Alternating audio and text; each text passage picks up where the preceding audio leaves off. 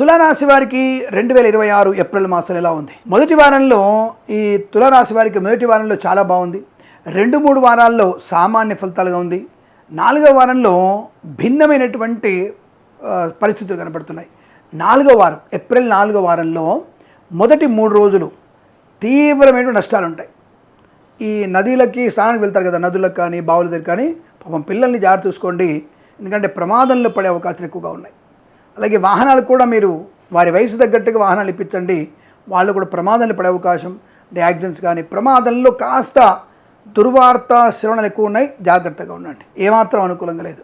మరి తదుపరి అంటే 4వ వారంలో మొదటి 3 రోజులు బాగాలేకపోయినా తదుపరి 4 రోజులు చాలా చాలా బాగుంది, అనుకూలతగా ఉంటుంది. తులారాశి వారికి 1వ వారంలో అద్భుతమైన యోగము, అంటే మాస ప్రారంభమైంది ఆల్రెడీ.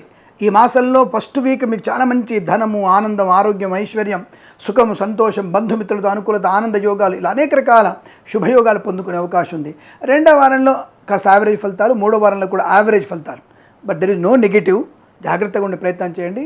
పనికిరానటువంటి ప్రసంగాలు ఎక్కువ చేయకండి, అది మీకు కొద్దిగా నష్టాన్ని కలిగిస్తుంది. జాగ్రత్తగా ఉండండి. అలాగే షేర్ మార్కెట్ స్పెక్యులేషన్లో మొదటి వారం మంచి లాభాలు పొందుకోవచ్చు, డే ట్రేడింగ్ కూడా ఆడవచ్చు మీరు.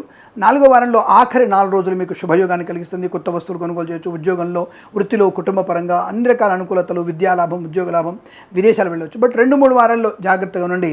4వ వారం మొదటి 3 రోజులు అప్రమత్తంగా ఉండే ప్రయత్నాన్ని చేయండి.